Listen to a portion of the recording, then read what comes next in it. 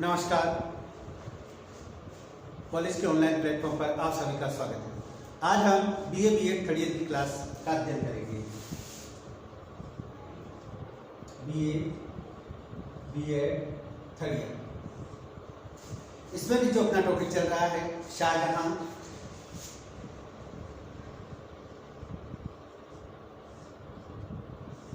और यह शाहजहां की 4th क्लास पार्ट 4। इससे पहले हमने 30 अन्य जो 3 क्लासें थी उसमें शाहजहां का राज्याभिषेक, उसकी मध्य एशिया की नीति, कांधार की पुनः प्राप्ति और पुनः उसके हाथ से निकल जाना, और दक्षिण में बीजापुर गोलकुंडा में उसके द्वारा किए गए अभियान, मीर जुमला और आदि की विस्तृत चर्चा परिचर्चा की। अंत में शिवाजी ने औरंगजेब को दक्षिण में खूब परेशान किया शाहजहां के समय, और शाहजहां ने जब पहले आक्रमण किया था दक्षिण में, तब शिवाजी के पिता शाहजी भोसले ने उनकी खूब मदद की थी। और शिवाजी के पिता बीजापुर में यहाँ नौकरी करते थे, और गोलकुंडा और बीजापुर दोनों सिया धर्मावलंबी राजा थे, अतः ये सदैव ही उनकी आंखों में चुभते थे, और उनका जो ऐश्वर्यपूर्ण जीवन था वह मुगल बादशाह के लिए अच्छी बात नहीं थी, वो उनको चुभता था। अतः औरंगजेब ने दक्षिण में पहुंचकर गोलकुंडा को जीत लिया, बीजापुर पर भी अधिकार कर लिया, किंतु अपने पिता और बीजापुर के जो मंत्री थे, जो मुगल दरबार में थे, उनके कहने पर उनसे संधि कर दी। और इसी समय शाहजहां का जो स्वास्थ्य है दिन प्रतिदिन गिरता जा रहा था, तो अतः उसके जो पुत्र थे उन्होंने आपस में शाहजहां के जीवित रहते ही उत्तराधिकारी के लिए संघर्ष किया।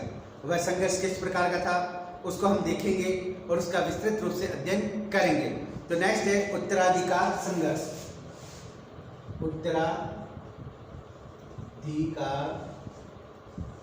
संघर्ष।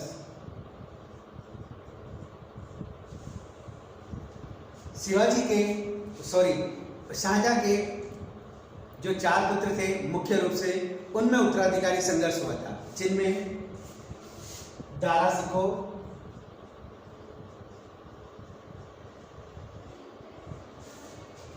मुराद, शुजा और औरंगजेब।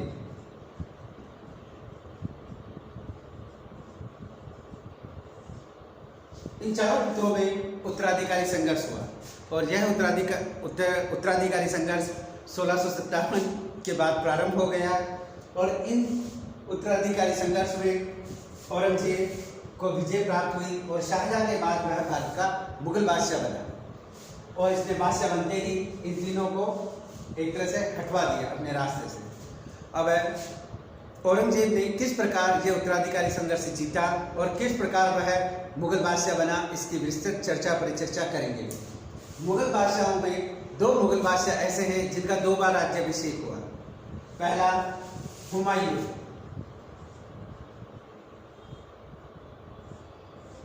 जो बाबर की मृत्यु के बाद भारत का शासक बना, और शेरशाह ने उसे भारत से निष्कासित कर दिया था चौसा और बीलग्राम युद्ध के बाद। तो वह वापस 1555 में वापस शासक बना, दूसरी बार राज्याभिषेक हुआ। ठीक इसी प्रकार औरंगजेब का भी 2 बार राज्याभिषेक हुआ। एक तो इसने पिता की जीवित रहते समय राज्याभिषेक करवा लिया, और दूसरा अपने पिता की मृत्यु के बाद अपना राज्याभिषेक करवाया। तो इसका भी 2 बार राज्याभिषेक हुआ। औरंगजेब कट्टर सुन्नी मुसलमान था, और उसने इसी ही राजाज्ञाएं प्रारंभ की, उसे देखेंगे अगले अध्यायों में। किंतु इस अध्याय का जो मुख्य विषय है वो है औरंगजेब ने किस प्रकार उत्तराधिकारी संघर्ष किया और उसमें सफलता प्राप्त की। औरंगजेब अर्जुमंद बानो बेगम मुमताज का ही पुत्र था, और उसने इन सभी का परास्त कर दिया। क्योंकि उत्तराधिकारी संघर्ष में दारा शिकोह शाहजहां की पहली पसंद थी, वो उससे ज्यादा पढ़ा लिखा था, और वह अगर जीवित रहता और बादशाह बनता तो सल्तनत युग का द्वितीय अकबर, यानी अकबर का अनुगामी, अकबर उसके अनुगामी या अकबर का यह पूरा का पूरा प्रतिरूप बन जाता।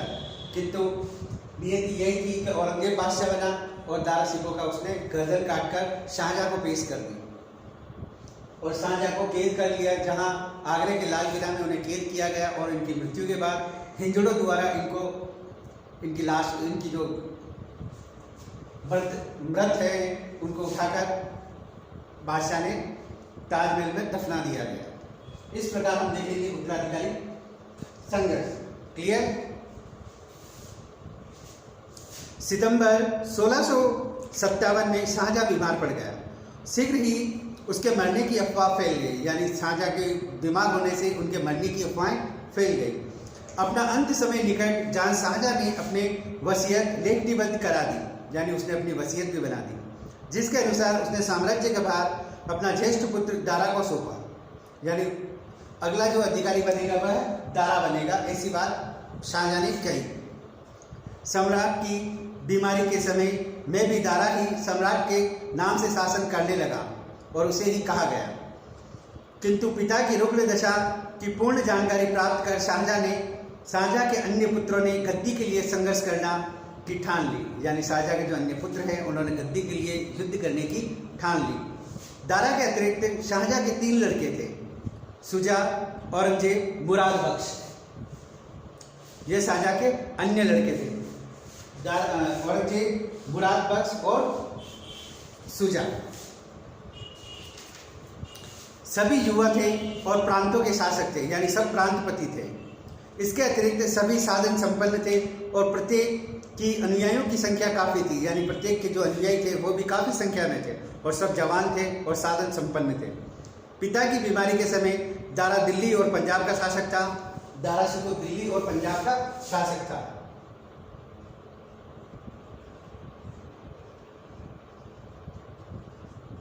पंजाब का शासक था और प्राय अपने पिता के साथ ही रहता था, जो कि जलवायु परिवर्तन की दृष्टि से आगरे चले गए थे। शुजा, औरंगजेब, मुराद क्रमशः बंगाल, दक्षिण और गुजरात के शासक थे। शुजा बंगाल का, मुराद गुजरात का और औरंगजेब दक्षिण के शासक थे, यानी प्रांतपति थे, शासक थे। एक ही माता से जन्म लेने पर भी आपसी संबंध सहृदयतापूर्ण नहीं थे, यानी ये एक ही माता से उत्पन्न हुए मुमताज से, किंतु इनके आपस में कोई भाईचारे वाले भाव नहीं थे। प्रत्येक दिल्ली के सिंहासन को हथियाना चाहते थे, यानी सब दिल्ली के बादशाह बनना चाहते थे। 3 छोटे भाई बड़े ईर्ष्यालु थे, यानी दारा शिकोह सबसे बड़ा था और ये 3 जो छोटे थे ये ईर्ष्या रखते थे आपस में। दारा से सब ईर्ष्या करते थे, क्योंकि ज्येष्ठ होने के नाते शाहजहाँ की इच्छा अनुसार वह साम्राज्य का उत्तराधिकारी समझा जाता था, यानी सब दारा से ईर्ष्या करते, क्योंकि वो मानते थे कि ये सबसे बड़ा है तो यही बादशाह बनेगा, इसलिए उससे जलन रखते थे। सम्राट के पश्चात सिंहासन पर उसका अधिकार सब भांति से निश्चित था। दारा के धार्मिक विचार बड़े उदार थे, हिंदुओं और राजपूतों का वह प्रिय था। शुजा का झुकाव शिया धर्म की ओर था, जबकि औरंगजेब कट्टर सुन्नी था, गैर मुसलमानों से घृणा करता था। मुराद की अपनी स्वयं की विशेषता थी, वह औरंगजेब के समान सुन्नी होने पर भी धार्मिक कट्टरता का पोषक नहीं था, धर्म की ओर वह उदासीन था। पिता की घातक रुग्णावस्था का समाचार पाते ही शुजा, औरंगजेब, मुराद ने दारा के विरुद्ध, जो कि रुग्ण पिता के निकट आगरे में रहता था, युद्ध की तैयारियां प्रारंभ कर दी। यानी शाहजहाँ बीमार था, इस बात का समाचार इन तीनों को भी मिला। दारा तो चूंकि इनके पास था ही, तो इन्होंने तीनों ने युद्ध की तैयारियां प्रारंभ कर दी कि अगला बादशाह हम बनेंगे।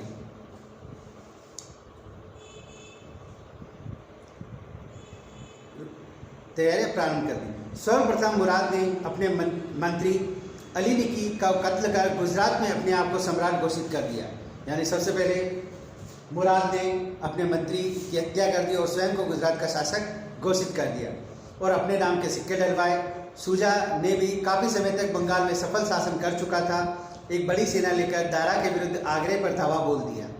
उसकी भी इच्छा सम्राट के बनने की थी, अतः वह दारा को अपना पथकंटक समझता था, वह दारा को अपना कांटा समझता था, मार्ग का।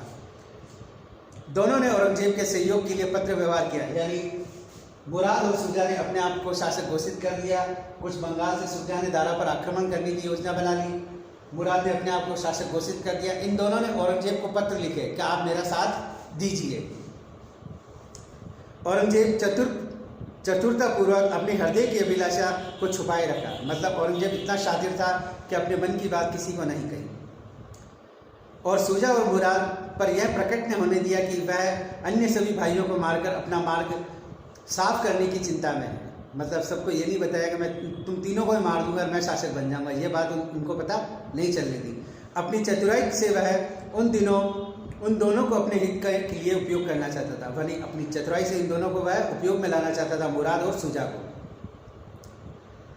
अपनी बहन रोशन आरा तथा अपने गुप्त दूतों से के द्वारा वह शाही दरबार के सभी परिवर्तनों और तैयारियों को ज्ञान प्राप्त कर रहा था। यानी रोशन आरा औरंगजेब की बहन थी, उसके माध्यम से औरंगजेब ने सारी दरबार की जो गतिविधियां हैं उन पर नजर गड़ाए बैठा था।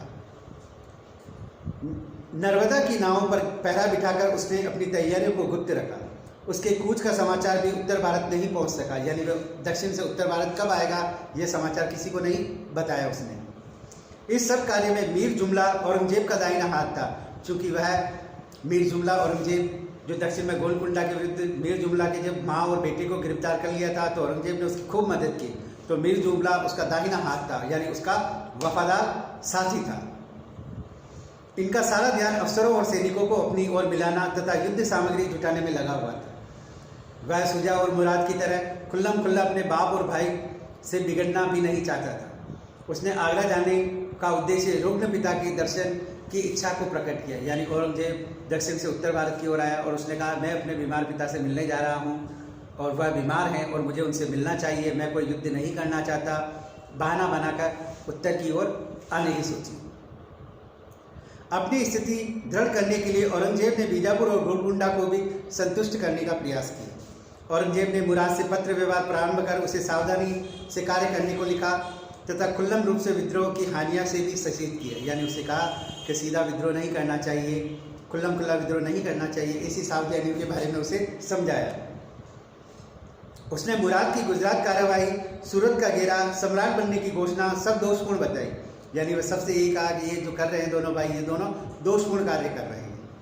दोनों भाइयों से यह समझौता हुआ कि मिलकर सम्मिलित शक्ति से विदर्भी धारा को नष्ट कर दिया जाए। यानी दोनों भाइयों से ये भी कहा कि हम तीनों मिलकर इस धारा को नष्ट कर देंगे। साम्राज्य को आपस में इस प्रकार बांट लेंगे जाए कि पंजाब, अफगानिस्तान, कश्मीर तथा सिंध मुराद को मिले, शेष औरंगजेब के अधिकार में आ जाए। यह भी तय हुआ कि लूट का माल में से मुराद का 1/3 तथा औरंगजेब का 2/3 भाग मिले। दोनों भाइयों ने अपने अपने राज्यों में चलकर सम्मिलित रूप से आगरे पर आक्रमण करने का श्रेयस्कर समझा। इसी बीच के अनुरूप कार्यक्रम घोषित किया गया। एक और औरंगजेब और मुराद सम्मिलित आक्रमण के कार्यक्रम बना रहे थे तो दूसरी ओर बंगाल का शासक शुजा राजमहल में अपने राज्यारोहण की रस्में पूरी कर रहा था। यानी दो भाई शुजा तो अपने राज्यारोहण की तैयारी कर रहा था, तो वहीं मुराद और औरंगजेब आक्रमण करने का विचार कर रहे थे। पूरी रस्म करने के बाद वह आगरा की ओर बढ़ा। 1658 के प्रारंभ में बनारस पहुंचा। दारा की योजना यह थी कि मुराद और शुजा को दबाया जाए और औरंगजेब से डटकर टक्कर ली जाए। अतः उसने शुजा का सामना करने के लिए अपने पुत्र सुलेमान सिको को भेजा और आमेर के राजा मान जयसिंह को भी भेजा। इस सेना में शुजा की सेना 1658 में बहादुरपुर नामक स्थान पर लड़ी। घोर युद्ध हुआ, शुजा हार गया और उसे अपार धन जनहानि उठानी पड़ी। पराजित शुजा बंगाल की ओर भाग गया। यानी जयसिंह और सुलेमान सिको ने शुजा को भगा दिया और वह बंगाल की ओर भाग गया और उसे मुँह की खानी पड़ी, भाग गया। राजा जयसिंह ने बंगाल की सीमा तक उसका पीछा किया और लौट आया। बंगाल की सीमा तक उसका पीछा किया और लौट आया। इसी बीच औरंगजेब अपना कार्यक्रम बना चुका था। उसने केवल गोलकुंडा और बीजापुर को संतुष्ट कर लिया। वह दक्षिण की कुछ भूमि दान कर शिवाजी को भी अपना मित्र बना लिया। दारा का ध्यान बटाने के लिए उसने ईरान के शाह को प्रोत्साहित कर साम्राज्य के एक प्रदेश अफगानिस्तान पर आक्रमण करने को प्रोत्साहन दिया। फरवरी 1658 तक उसकी तैयारियां पूर्ण हो गई। यहाँ की अब सेना को यूरोपियन गोलंदाजों को भी सेवाएं सुलभ हो गई। उसने औरंगाबाद से कूच बोल दिया और 1 मास बुरहानपुर बिताकर नर्मदा को पार किया। दीपालपुर पहुंचकर वह मुराद की सेना से मिल गया। यह सम्मिलित सेना औरंगजेब और मुराद की अधीनता में धर्मत की ओर बढ़ी। यानी मुराद और औरंगजेब दोनों की सेनाएं धर्मत की ओर बढ़ी और उज्जैन से 14 मील दूर स्थित पश्चिम में स्थित है। गुजरात की दक्षिणी की ओर से आक्रमण का समाचार पाते ही दारा ने महाराजा जसवंत सिंह, कासिम खान, औरंगजेब में मुराद का सामना करने के लिए भेजा। मारवाड़ के जो शासक थे जसवंत सिंह जी, उनको और कासिम खान को मुराद और औरंगजेब का सामना करने के लिए भेजा गया धर्मत नामक स्थान पर। इन सेनापतियों को आदेश दिया कि यदि संभव हो तो आक्रमणकारी राजकुमारों को समझ कर ही उन्हें अपने प्रदेश पर लौट जाने दिया जाए। शाही सेना, जिसका सेनापतित्व संयुक्त और बुद्धिमानपूर्ण नहीं था, विद्रोही राजकुमारों पर यथेष्ट प्रभाव नहीं डाल सकी। औरंगजेब ने जसवंत सिंह को लौट जाने के लिए लिखा और यह प्रकट किया कि वह उसका आगमन केवल पिता का दर्शन के लिए है। जसवंत सिंह को औरंगजेब ने कहा, क्या मैं अपने पिता से मिलना जा रहा हूं, आप अपने राज्य में लौट जाएं।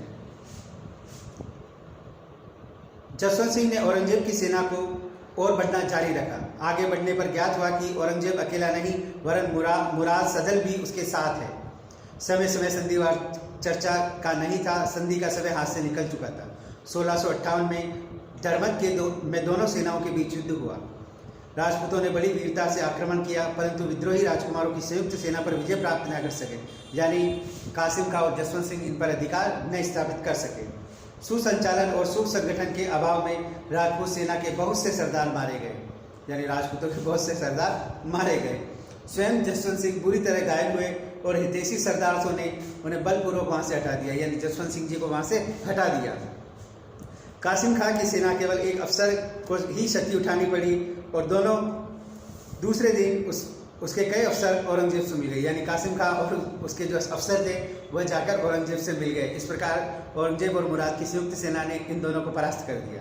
जसवंत सिंह के जोधपुर लौटने पर एक अद्भुत घटना घटी। सूरवीर रानी ने उन्हें दुर्ग में प्रवेश नहीं करने दिया, यानी धर्मत के युद्ध में जसवंत सिंह जी युद्ध से चले गए तो वहाँ की जो रानी थी उन्होंने जसवंत सिंह जी के लिए दुर्ग के द्वार ही न खोले, गेट ही ना खोले, क्योंकि वह शत्रु को पीठ दिखाकर युद्ध स्थल से भागे थे। धर्मत की विजय से औरंगजेब का सिक्का जम गया, सर्वत्र उसका यश फैल गया। उसने इस विजय की स्मृति को चिरस्थायी बनाने के लिए धर्मत के पास ही फतेहाबाद नामक नगर बसाया। तदुपरांत आगरा पहुंचने के लिए वह ग्वालियर की ओर बढ़ा। उसने चंबल नदी पार की, सामूगढ़ नामक ग्राम में जो आगरे से 8 मील पूर्व में स्थित है पहुंचा। धर्मत की पराजय तथा इतनी शीघ्र आगरे के निकट औरंगजेब की उपस्थिति ने युवराज दारा के होश उड़ा दिए। अधिक से अधिक संभव सेना एकत्र कर पिता की आज्ञा लेकर अपने भाग्य का निर्णय के लिए वह सामूगढ़ की ओर बढ़ा। इसकी सेना का अमुक भाग विश्वास पात्र राजपूत सरदारों की संरक्षकता तथा दक्षिण के वाम भाग क्रमशः खलीलुल्लाह खां सिपहर सिको की अधीनता में था। सिपहर सिको दारा का छोटा पुत्र था। एक ऊंचे हाथी पर सवार होकर स्वयं दक्षिणी सेना के बीच में उपस्थित था। सदा की भांति संचालन, साम्य और सहयोग के भाव से वह दारा की सेना अपनी पूर्ण शक्ति से कार्य न कर सकी। औरंगजेब की कूटनीति ने दारा की सैन्य शक्ति को क्षीण कर दिया। उसने बहुत से मुसलमान अफसरों को अपनी ओर अपनी ओर मोड़ लिया। दारा ने एक बड़ी भूल की। औरंगजेब की सेनाएं निरंतर चलती रहकर सामूगढ़ पहुंची, थकावट से चकनाचूर थी। एक ही प्रबल आक्रमण से वे नष्ट हो सकती थी, पर दारा ने एकदम आक्रमण न कर एक दिन का अवकाश दे दिया। एक रात पूर्ण आराम कर औरंगजेब की सेना नया जीवन और शक्ति प्राप्त कर ली। 8 जून 1658 में युद्ध प्रारंभ हुआ। दारा ने तोपें छोड़ने की आज्ञा दी। मार से बाहर होने के कारण विरोधी सेनाओं को दारा की तोपों को कोई क्षति नहीं पहुंची, यानी दारा ने तोपें छोड़ने की आज्ञा दी, किंतु जो शत्रु सेना थी औरंगजेब की वह उनसे दूर ही थी, उन्हें कोई नुकसान नहीं हुआ। इसके बाद शाही सेना वाम भाग ने विरोधी सेना पर भागकर आक्रमण किया, किंतु तोपों की ओर से आगे नहीं बढ़ने दिए गए, क्योंकि औरंगजेब की सेना की तोपें अभी चलाई नहीं गई थी। दूसरा आक्रमण भाग मध्य भाग की ओर गया। औरंगजेब स्वयं सुरक्षित सेना को रोके रखा। शाही सेना का वाम भाग पराजित हुआ। सेनापति रुस्तम खां मारा गया। दारा ने दक्षिणी भाग ने जो शत्रु से मिला प्रतीत होता था खलीलुल्लाह खां की अधीनता में निरस्सापूर्वक मुराद पर आक्रमण किया। मध्य भाग में राजपूतों ने उसका सहयोग किया। उन्होंने मुराद पर जोरदार आक्रमण किया। मुराद के चेहरे पर तीर के 3 घाव आए। उसका सारथी मारकर गिर पड़ा। अंत में मुराद को पीछे धकेल दिया गया और वह आगे बढ़कर राजपूतों ने औरंगजेब द्वारा संचालित एक दस्ते पर आक्रमण किया, परंतु राजपूत हार गए। पर उनकी शूरता और औरंगजेब अत्यंत प्रभावित हुआ और अपने चुंगल में आए राजपूत वीरों को भी नष्ट नहीं किया। इस प्रकार जब दारा का दायां भाग बुरी तरह कट पिट कर मैदान से बाहर धकेला जा रहा था, वह सेनापति विहीन वाम भाग की सहायता देने में व्यस्त था। रुस्तम खां वाम भाग का सेनापति था। मध्य से निकलकर दक्षिणी भाग की ओर अमुक आमुख भाग से आ डटा, किंतु उपस्थिति सेना को अपनी तोपें बंद करनी पड़ी। लड़ते लड़ते वह मैदान के एक कोने में जा पहुंचा। फलतः शेष सेना और उसका संबंध छिन्न भिन्न हो गए और संबंध विच्छेद हो गया। औरंगजेब ने अपनी सुरक्षित तोपों की अग्निवर्षों का आदेश दे दिया। अब अंत में औरंगजेब ने अपनी तोपें चलाने की आज्ञा दी। दारा ने विचित्र और खतरनाक परिस्थिति में अपने को पाया और एक और शत्रु की तोपें उसे घेरने के लिए आगे बढ़ रही थी और दूसरी ओर भारी हथियारों से लदे उसके सैनिक कड़ी गर्मी तथा कठोर परिश्रम में पसीना बहा रहे थे। वह स्वयं एक ऊंचे हाथी पर सवार था, जहाँ की वह शत्रु की तोपों से सुगमता का निशाना बना सकती थी। अपने अफसरों की सलाह से वह घोड़े पर सवार हो गया। हाथी की खाली अंबारी में भांति भांति के अनुमान लगाए जाने लगे।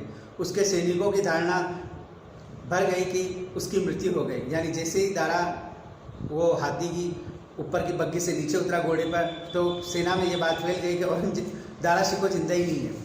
तो उसकी सेना में भांति भांति के अनुमान लगाए जाने लगे कि उसकी मृत्यु हो गई। गर्मी और युद्धभूमि के श्रम, थके पसीनों के दिल टूट गए और सुरक्षा के लिए व्याकुल और व्यू की स्थिति छोड़कर भागने लगे। दारा हताश हो युद्धभूमि से भाग गया, यानी दारा शिकोह युद्धभूमि से भाग गया। इस युद्ध में उसके 10,000 सैनिक काम आए, यानी 10,000 सैनिक मौत के घाट उतार दिए गए। दारा हताश। इसके अतिरिक्त श्रम और उष्णता ने भी बहुतों के प्राण ले लिए। आगरा पहुंचकर श्रम के कारण दारा अपने पिता से भेंट के लिए नहीं गया। अपने कुटुंब और चुने हुए साथियों सहित वह दिल्ली की ओर चल पड़ा, यानी वह अपने पिता को मुंह दिखाना नहीं चाहता था और आगरा से दिल्ली चला गया। उसकी इच्छा थी कि वह यहाँ ठहरकर पुनः युद्ध की तैयारी करे, यदि संभव हो तो अपने भाइयों को हराकर साम्राज्य प्राप्त करे। विजय औरंगजेब ने विजय का सेहरा मुराद के सिर बांधा, यानी औरंगजेब ने और चतुरता की, क्योंकि मुराद उसका साथी था। तो उसने मुराद को कहा कि ये सारा विजय जो प्राप्त किया है, जो आपकी वजह से प्राप्त की है। उसके गांव की मरहम पट्टी कराई और घोषणा की गई मुराद को सम्राट बना दिया जाए। उसका राज्य अविलंब आरंभ हो गया। अब दोनों भाई आगरा आए और नगर की दीवारों के बाहर पड़ाव डाला। अधिकांश सरदार और दारा का पक्ष छोड़कर विजय राजकुमारों के पक्ष में जा सम्मिलित हुए। शाहजहां ने औरंगजेब को मिलने के लिए बुलाया। पहले तो वह मिलने से तैयार हो गया, किंतु अविश्वासी स्वभाव के कारण उसने समझा कि उसके प्राण लेने के लिए कोई जाल रचा है। इस प्रकार उसने अपने पिता से मिलने की अनिच्छा प्रकट की।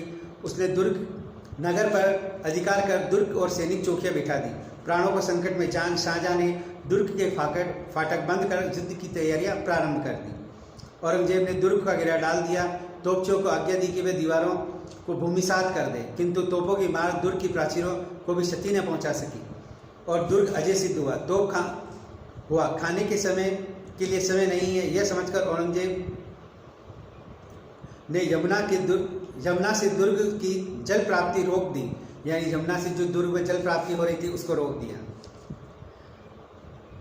उसे आशा थी कि जल के अभाव में व्याकुल पिता शीघ्र ही आत्मसमर्पण कर देगा। दुर्ग के भीतर के कुआं का अस्वास्थ्यकारी जल शाही कुटुंब और सैनिकों के लिए कष्ट उत्पन्न कर रहा था। शाहजहां ने औरंगजेब के पितृ प्रेम और बुद्धू करना चाहा और आपसी झगड़े को शांतिपूर्वक ढंग से हल निकालना चाहा कि और शांतिपूर्ण ढंग से हल करने का महत्व समझाने की भी चेष्टा की।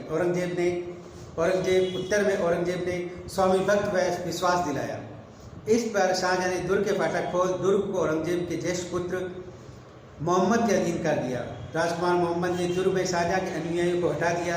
जहानारा की मध्यस्थता में बाप और बेटे का मिलने का प्रबंध किया गया, जिसमें शाहजहां के साम्राज्य के चारों भाइयों में बांटने का प्रस्ताव रखा। औरंगजेब ने पिता से मिलने के लिए दुर्ग में प्रवेश किया, किंतु क्रुद्ध होकर मार्ग से ही वापस लौट गया। बात यह है कि मार्ग में उसके कर्मचारी ने शाहजहां को एक पत्र दिखाया। पत्र में दारा का नाम था और यह सिद्ध करता है कि बूढ़े शाहजहां का हृदय अब भी दारा की और शाहजहां के विरुद्ध था, यानी औरंगजेब के विरुद्ध था। एक पत्र दिखाया कि शाहजहां तो अब भी चाहते हैं कि दारा ही राजा बने, जो औरंगजेब को पसंद न आया। इसके पश्चात पिता और पुत्र फिर से नहीं मिले। औरंगजेब ने एक शानदार दरबार किया और मोहम्मद को आगरे में छोड़ दिया और दारा का पीछा करने के लिए निकल पड़ा। दिल्ली के मार्ग में ही औरंगजेब और मुराद के संबंधों में शिथिलता आ गई। मुराद ने अनुभव किया कि औरंगजेब ही सब कुछ है, वही एकाधिकारी शासक के समान कार्य कर रहा है। मुराद की ओर से उदासीन सा रहता था। मुराद उसकी ओर से उदासीन रहने लगा। इसी प्रकार स्वेच्छाचारिता नाम मात्र के सम्राट मुराद की एक आंख निभाई और उसने नई भर्ती प्रारंभ कर दी। कुटिलता और निर्दयता के में दक्ष औरंगजेब ने बड़ी चतुराई से दारा का पीछा करने में सहायता देने के लिए मुराद को कुछ रुपए देते हुए एक दावत में सम्मिलित होने का निमंत्रण दिया। कुछ दिनों तक मुराद आनाकानी कर हिचकिचाता रहा। औरंगजेब के कृतदास अपने एक अफसर के कहने पर उसने आना स्वीकार किया। भोजन और मद्यपान के बिना और करने के बाद औरंगजेब ने मुराद को एक डेरे में जाकर शिकार से उत्पन्न थकान को दूर करने की प्रार्थना की। मुराद के तंबू में एक नौकरानी पैरों की मालिश करने भेजी गई। गहरी नींद में सो जाने पर मुराद को निशस्त्र कर दिया गया। औरंगजेब ने अवसर देख मुराद को बंदी बना दिल्ली के दुर्ग में भेज दिया। मुक्त हस्त रुपया बांटकर मुराद की सेना को भी अपनी ओर मिला लिया, यानी उनको भी घूस दे दी और उसकी सेना भी अपनी ओर मिला ली। यह घटना मथुरा के पास की है। इतने समय में दारा एक बड़ी सेना की भर्ती करने में सफल न हो सका, अतः वह राजधानी छोड़कर लाहौर पहुंचा, जहां अपनी स्थिति को दृढ़ करने के लिए औरंगजेब की प्रगति को रोकने का विचार किया। सतलज की नावों के रक्षार्थ तथा शत्रुओं के गतिरोध में सजग रहने का कहा। द्वारा सतलज पर किनारे कुछ सेना तैनात कर दी। उसका विचार था कि औरंगजेब की थकी मांदी सेना उसे पकड़ने के लिए शीघ्र पूर्वक लाहौर नहीं पहुंच सकती। इस प्रकार समय पाकर वह अपनी स्थिति औरंगजेब के सामना करने के लिए योग्य बना लेगा। परंतु यह धारणा गलत हुई। मुराद से मुक्ति पाकर औरंगजेब ने दिल्ली पर दावा बोल दिया और सहज ही उसे अधिकार पा लिया। यहाँ से उसने 2 सेनाएं भेजी, एक दारा को पकड़ने के लिए लाहौर और दूसरी सेना दारा के लड़के सुलेमान सिकोर तथा शुजा को परास्त करने के लिए इलाहाबाद की ओर। दिल्ली उसने अपना राजतिलक कराया और अपने आप को सम्राट घोषित किया। इस प्रकार शाहजहाँ का शासनकाल समाप्त हो गया और वह बादशाह को बंदी बना दिया गया। उसने अपना शेष जीवन आगरे के दुर्ग में व्यतीत किया। उसका स्वर्ण जड़ित संगमरमर कक्ष उसका बंदीगृह बन गया। इस महल में रहते हुए ताजमहल पर दृष्टिपात कर सकता था, उस समय निर्मित हो रहा था। इस प्रकार औरंगजेब उत्तराधिकारी संघर्ष में विजय हुआ। दारा लाहौर में भी औरंगजेब के सामना करने की शक्ति नहीं जुटा पाया, अतः वह भागकर गुजरात पहुंचा। अहमदाबाद में उसका स्वागत हुआ। 10 लाख रुपए भेंट किए गए और एक सेना तैयार। उसने औरंगजेब के अंतिम संघर्ष की तैयारी की। राजा जसवंत सिंह जो मारवाड़ के शासक थे को बुलाने को वह जोधपुर चल पड़ा, किंतु अजमेर पहुंचकर यह जानने में बड़ी निराशा हुई कि आमेर नरेश जय सिंह ने जसवंत सिंह को औरंगजेब के पक्ष में कर लिया। या आमेर के जो राजा थे जय सिंह जी, उन्होंने जसवंत सिंह को औरंगजेब के पक्ष में कर लिया। दारा चाहता था जसवंत सिंह जी के साथ मिलकर आक्रमण करें। इसी बीच औरंगजेब द्वारा भेजी गई सेना से दारा को अजमेर के निकट देवराई के दर्रे में युद्ध करने के लिए विवश किया। दारा पुनः परास्त हुआ और उसने भागकर प्राण बचाए। अहमदनगर लौटने पर वहां के शासक ने उसे नगर में घुसने तक आज्ञा नहीं दी। अफगानिस्तान की ओर भागा के अतिरिक्त दारा के पास अब कोई चारा नहीं था। मार्ग में उसने मलिक जीवन नामक एक बलूची सरदार के यहाँ, जिसकी एक बार शाहजहाँ किसी क्रोध से रक्षा की थी, शरण ली। इस मलिक जीवन के घर पर वह दादर नामक स्थान पर वह ठहरा। दारा अपनी बेगम नादिरा से अत्यधिक प्रेम करता था। वह सदा उसके सुख दुख में साथी रही थी। पराजय प्राप्त कर जब दारा भाग्य की ठोकरें खाता घूम रहा था, तब रुग्ण बेगम छाया की भांति सदा के लिए उसके साथ रही। दादर नाम आकर बेगम का स्वर्गवास हो गया। बेगम का दुखदायी वियोग असहाय चोट खा दारा स्वयं भी रोग सैया पर पड़ गया। रोग ने भयानक रूप धारण कर लिया। इसके मलिक जीवन ने विश्वासघात कर औरंगजेब के हाथ सौंप दिया, यानी उसके जो दोस्त था उसने उसको औरंगजेब के हाथ में दे दिया। उसने एक छोटे छोटे सिपाही का सिखों के साथ बंदी बनाकर दिल्ली भेज दिया गया, जहां 1 सितंबर 1659 को औरंगजेब ने अधिकार में दे दिया। औरंगजेब ने बड़ी प्रसन्नता हुई।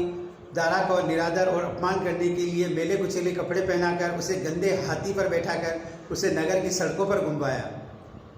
तदनुसार दारा को बांधकर एक तहखाने में डाल दिया और उसे क्या दंड दिया जाए इस पर विचार करने लगा। परंतु उसके प्रति किए जाने वाले व्यवहार पर सब दरबारी सहमत न थे।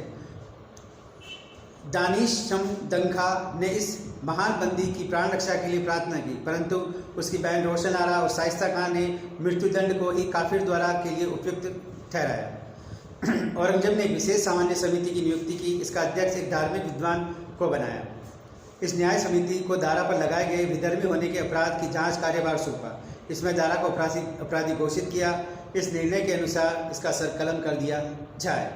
दारा का ज्येष्ठ पुत्र सुलेमान सिकोर गढ़वाल में बंदी बनाकर दिल्ली भेजा गया। उसे ग्वालियर के किले में कैद रखा गया, जहां विष के प्रभाव में उसका जीवन दीपक बुझ गया। उसे जहर दे दिया गया। औरंगजेब ने शुजा को भी चैन की सांस नहीं लेने दी। शुजा ने बहादुरपुर के युद्ध में पश्चात मुंगेर में शरण ली थी। उत्तर प्रदेश में स्थित फतेहपुर जिले में खजुआ नामक स्थान पर औरंगजेब ने उसे परास्त कर दिया और उसके बाद बंगाल का रास्ता लिया। आतंक में मारे बंगाल में न ठहरे वह अराकान जा पहुंचा। उसे मेघ जाति के लोगों ने मार डाला। उसने अपने छोटे भाई मुराद, जो भी दिल्ली के दुर्ग में बंदी था, समाप्त कर औरंगजेब ने आपको निरापद कर दिया। यानी उसने तीनों भाइयों की हत्या करवा दी। एक की तो मेघों ने मार दिया और दो की उसने हत्या करवा दी और उनके बेटे बेटियों को भी जहर देकर उसने मरवा दिया। इस प्रकार उत्तराधिकारी के संघर्ष के अपने सभी प्रतिद्वंदियों को नामो निशा मिटाकर वह पूर्ण रूपेण भारत का मुगल बादशाह बन गया। अब शाहजहाँ के अंतिम दिन और उसकी मृत्यु। आगरा दुर्ग के शाह बुर्ज में 8 वर्ष तक शाहजहाँ को बंदी जीवन व्यतीत करना पड़ा। यद्यपि वह सर्वसुखदाय सुलभ सामग्री हो गई, फिर भी उसकी प्रिय पुत्री जहान आरा सर्वदा उसकी सेवा में रहती थी। तब भी वह सदा ही सशक्त दृष्टि रखी जाती थी। उसे बाहरी लोगों को संपर्क का अवसर नहीं दिया जाता था। कई बार उसके पत्र व्यवहार नहीं कर सकता था। उसके भेंट करने के लिए सरकारी आज्ञा प्राप्त करनी पड़ती थी। यानी न तो उसे विदेशी किसी से मिलने दिया जाता था, न ही किसी को पत्र लिखने दिया जाता था। और उसे अगर कोई शाही उसे कोई भेंट देनी हो तो उसे भी उसके लिए राजकीय आज्ञा लेनी पड़ती थी। भेंट के समय औरंगजेब के दूत उपस्थित रहते थे। शाहजहाँ के अमूल्य हीरे जवाहरात पर भी औरंगजेब की दृष्टि पड़ी, किंतु उन्हें वह देने को तैयार नहीं हुआ। इसी बीच में पिता और पुत्र के एक अत्यंत कटुतापूर्ण पत्र व्यवहार हुआ, जिसमें औरंगजेब ने पिता पर दारा के पक्षपात का दोष लगाया और अपने आप को ईश्वरीय प्रकोप के सम्मुख समर्पित करने के लिए कहा। भूतपूर्व सम्राट इन लांछनों की चोट से तिलमिला उठा। यानी औरंगजेब ने पिता को कहा, शाहजहाँ को कहा कि आप बिना अपने बड़े बेटे दारा का ही पक्ष लेते हैं, ईश्वर के सामने आपका जरूर न्याय होगा। तो इससे वह औरंगजेब की इस बात से शाहजहाँ तिलमिला उठा और उत्तर में उसने औरंगजेब को लुटेरा, परदीन, पहाड़ी शब्दों से संबोधित किया। यानी औरंगजेब को शाहजहाँ ने लुटेरा कहा क्योंकि उसने लूट से यह साम्राज्य स्थापित किया था। और पाखंडी कहा। दारा और मुराद की निर्मम हत्या सुजा का हृदय विदारक दुर्भाग्य से बीड़े पिता की वेदना और तीव्र हो उठी। उसने अपना सारा समय प्रार्थना में व्यतीत करना प्रारंभ कर दिया। जनवरी 1666 में वह बीमार पड़ा और अपनी अंतिम इच्छा प्रकट कर 31 जनवरी 1666 को वह 74 वर्ष की अवस्था में इस लोक से विदा हुआ। कहा जाता है कि अपने अंतिम क्षण में वह ताजमहल की ओर अपलक नेत्रों से ताकता रहा। कठोर औरंगजेब मृत्यु उपरांत भी बेर को न भूला और उसने शाही ठाट बाद से बादशाह का क्रियाक्रम करने की अनुमति नहीं दी। यानी उसके मरने के बाद भी औरंगजेब अपनी जो द्वेषतापूर्ण नीति थी अपने पिता के प्रति उसको नहीं भूला और उसने राय ठाट बाट से उसके अंतिम क्रियाक्रम करने की अनुमति भी नहीं दी और अपनी प्रिय मुमताज महल के पास में उसको दफना दिया गया। इस प्रकार औरंगजेब, उसके भाई दारा शिकोह, मुराद और शुजा के मध्य जो उत्तराधिकारी संघर्ष हुआ था उसमें औरंगजेब ने विजय पाई और दारा शिकोह और मुराद इन दोनों की उसने हत्या करवा दी और शुजा जो मारा जा चुका था। इस प्रकार एक निष्कंटक मुगल बादशाह बन गया और शुजा दारा शिकोह के जो पुत्र थे उनको ग्वालियर के किले में जहर दे देकर उनकी हत्या करवा दी। अतः इससे स्पष्ट होता है कि उत्तराधिकारी संघर्ष में औरंगजेब योग्य था और उसने सूझबूझ का परिचय दिया और भारत का बादशाह बना। इस क्लास में आपको मैंने शाहजहाँ के पुत्रों में उत्तराधिकारी संघर्ष के बारे में विस्तृत परिचर्चा की। इसके बाद इसकी जो अगली क्लास होगी उसमें हम शाहजहाँ का जीवन चरित्र और उसके द्वारा किए गए अन्य कार्य का विस्तृत रूप से अध्ययन करेंगे। क्लियर? इस क्लास में इतना ही। धन्यवाद।